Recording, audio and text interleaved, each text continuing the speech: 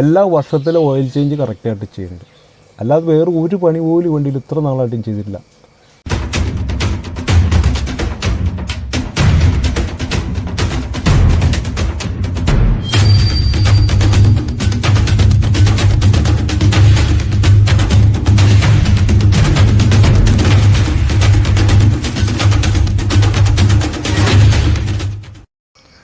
Tata nano, Tata Motors അഥവാ ടെൽക്കോയുടെ അന്നത്തെ ഒരു സ്വപ്ന പദ്ധതിയായിരുന്നു.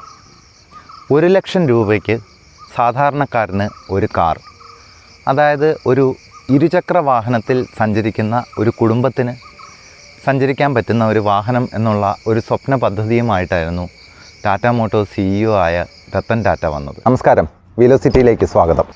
ടാറ്റ നാനോ ഒരു റെയിൻ ഡ്രോപ്പ് ഇൻസ്പയർഡ് ഡിസൈൻ എന്നാണ് പറയുന്നത്. ആ സൈഡിൽ നിന്ന് നോക്കിക്കഴിഞ്ഞാൽ ഒരു മഴത്തുള്ളി കിടക്കുന്ന പോലത്തെ ഒരു ഫീലിംഗ് ആണ്. ഇതിന് കുറേ പ്രത്യേകതകളുണ്ടായിരുന്ന ഒരു വാഹനമാണ്. ഇതിൻ്റെ പാർട്സ് കൂട്ടി യോജിപ്പിക്കുന്നത് നട്ട് ബോൾട്ട് അല്ലെങ്കിൽ സ്ക്രൂസ് ഉപയോഗിച്ചായിരുന്നില്ല, റിബേറ്റ് വെച്ചായിരുന്നു. ഇവരുടെ ശരിക്കും ഉണ്ടായിരുന്ന അന്നത്തെ പ്ലാൻ എന്ന് വെച്ച് കഴിഞ്ഞാൽ പ്രാദേശികമായിട്ട് ഇതിൻ്റെ സർവീസ് ഏറ്റെടുക്കാൻ പറ്റുന്ന രീതിയിൽ ട്രെയിൻ ചെയ്ത് കൊണ്ടുവരണം എന്നായിരുന്നു. ഇത് സാധാരണ ഒരു കുടുംബത്തിന് വളരെ അധികം യോജിക്കുന്ന ഒരു വാഹനമാണ്. ഒന്നാമത്തെ കാര്യം ഇതിൻ്റെ സീറ്റിംഗ് പൊസിഷൻ തന്നെയാണ്. ശരിക്കും ഒരു ടോൾ ബോയ് ടൈപ്പ് ഡിസൈനാണ്. 4 പേർക്ക് വളരെ സുഖപ്രദമായി യാത്ര ചെയ്യാം. ഈ വാഹനത്തിൽ അത്യാവശ്യം വേണ്ട എല്ലാ ഫെസിലിറ്റീസും ഉണ്ട്. ഈ വാഹനത്തിന് 4 സ്പീഡ് മാനുവൽ ട്രാൻസ്മിഷനാണ്. അതോടൊപ്പം ഓട്ടോമാറ്റിക് ട്രാൻസ്മിഷൻ വേരിയൻറ്റും ഈ വാഹനത്തിന് പിന്നീട് വന്നിരുന്നു. ടാറ്റ നാനോയിൽ ഫ്രണ്ട് 2 ഡോർ പവർ വിൻഡോയാണ്. അതോടൊപ്പം ഇതിന് ഒരു ബ്ലൂടൂത്ത് എനേബിൾഡ് ആയിട്ടുള്ള ഒരു മ്യൂസിക് സിസ്റ്റം ഉണ്ട്. അങ്ങനെ അത്യാവശ്യം വേണ്ട ഫീച്ചേഴ്സ് എല്ലാം തന്നെയുണ്ട്. ഈ വാഹനത്തിൻ്റെ ഇൻറ്റീരിയർ നോക്കിക്കഴിഞ്ഞാൽ അത്യാവശ്യം നല്ല സ്റ്റോറേജ് സ്പേസ് തന്നെയുണ്ട്. ഇത് ഒരു സ്റ്റോറേജ് സ്പേസ് ആണ്. പവർ സ്റ്റിയറിംഗ് ഇല്ലാന്ന് കരുതി ഈ വാഹനം ഓടിക്കാൻ ഒരു ബുദ്ധിമുട്ടും തോന്നുന്നില്ല. അനായാസമായിട്ട് ഹാൻഡിൽ ചെയ്യാൻ പറ്റുന്നുണ്ട്.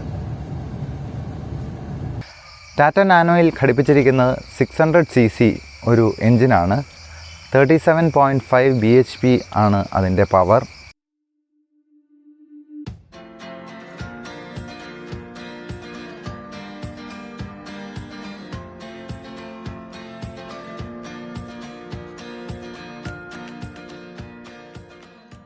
നമുക്കിനി ഇതിൻ്റെ ബൂട്ട് സ്പേസ് ഒന്ന് നോക്കാം. ബൂട്ടെന്ന് പറഞ്ഞാൽ ഫ്രണ്ടിലാണ്. റെയർ എൻജിൻ ആയതുകൊണ്ട് തന്നെ ഫ്രണ്ടിലെ ലഗേജ് സ്പേസ് എന്തുമാത്രം ഉണ്ട് എന്ന് നമുക്കൊന്ന് നോക്കാം. ഇതാ നോക്കൂ, ഒരു ലഗേജ് സ്പേസും ഇല്ല. ഇവിടെ ഒരു സ്പെയർ വീൽ ഇടാൻ മാത്രമേ ഇതിന് സൗകര്യമുള്ളൂ. ഫ്രണ്ടിലാണ് സ്പെയർ വീൽ. സാധാരണ എല്ലാ വാഹനങ്ങളുടെയും റെയറിലാണെങ്കിൽ ഇതിൻ്റെ ഫ്രണ്ടിലാണ് സ്പെയർ വീൽ. വാക്യൂം ബൂസ്റ്റർ കാണാം. പിന്നെ ബ്രേക്ക് ഫ്ലൂയിഡ് ഒഴിക്കാനുള്ള ഒരു ക്യാപ്പ് കാണാം. Plus wiper washer. പിന്നെ ഫ്യൂവൽ ക്യാപ്പ് ഇവിടെയാണ്. ഫ്യൂവൽ ഫില്ലിങ് ഇവിടെ നിന്നാണ്. പിന്നെ എയർ ഫിൽറ്റർ.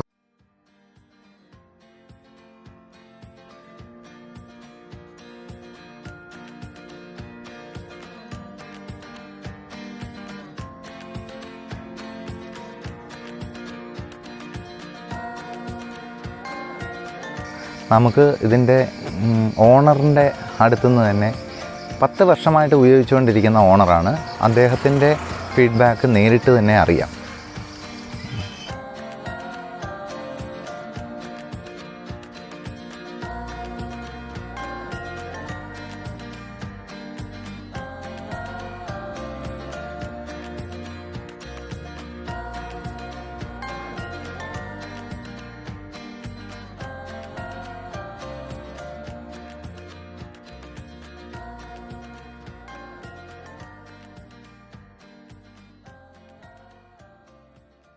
പല വണ്ടികളും നമ്മുടെ കേരളത്തിൽ വിപണിയിലുണ്ട്.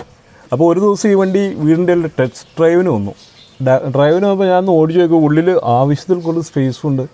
മാരുതി 800-നേക്കാളൊക്കെ ഒത്തിരി സ്പേസും വണ്ടിക്ക് ഹൈറ്റും എല്ലാം കൂടുതലുണ്ട്. നല്ല അഡ്വാൻറ്റേജാണ് വണ്ടി ഒരു പ്രശ്നങ്ങളുമില്ല. ഞാൻ എടുത്തിട്ട് 10 വർഷമായി. 10 വർഷമായിട്ട് ആകെ ചെയ്തേക്കണം 4 ടയർ മുറിച്ച് പോയിട്ട് മാറ്റി. പിന്നെ എല്ലാ വർഷത്തിലും ഓയിൽ ചേഞ്ച് കറക്റ്റായിട്ട് ചെയ്യുന്നുണ്ട്. അല്ലാതെ വേറെ ഒരു പണി പോലും വണ്ടിയിൽ ഇത്ര നാളായിട്ടും ചെയ്തിട്ടില്ല. അതെന്ന് പറഞ്ഞാൽ ഒരു 1500 1500 താഴെ വരുന്നൊരു പണി മാത്രമേ ചെയ്തിട്ടുള്ളൂ. 4 വീല് ഒഴിച്ച് ക്ലീൻ ചെയ്ത് അതൊക്കെ ചെയ്യുന്നു. പിന്നെ നമുക്ക് ഒരു കുടുംബത്തിനെ കൊണ്ടുനടക്കാൻ നല്ലൊരു വണ്ടിയാണ്. ബാക്കിൽ ഡിക്കിക്ക് നല്ല സ്പേസ് ഉണ്ട്. വണ്ടിക്ക് എന്തെങ്കിലും മെയിൻ്റനൻസ് ചെയ്യണമെന്നുണ്ടെങ്കിൽ എന്താ ചെയ്യുക? സീറ്റ് ഇങ്ങനെ പിടിച്ച് പുള്ളി ചെയ്ത് കഴിഞ്ഞാൽ ഇവിടെ ആമ്പിൾ ബൂട്ട് സ്പേസ് ഉണ്ട്.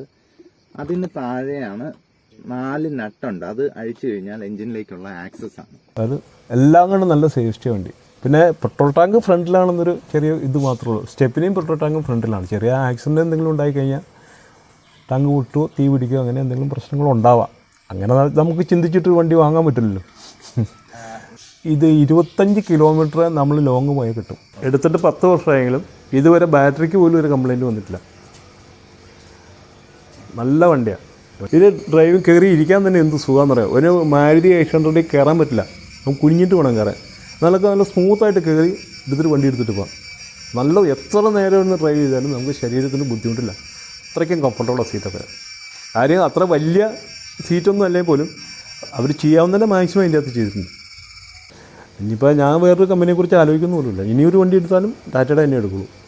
ഞാൻ 100% ടാറ്റയെക്കുറിച്ചിട്ട് ബോധവാനാണ്. എനിക്ക് നല്ല അഭിപ്രായം ടാറ്റയെക്കുറിച്ചിട്ട്.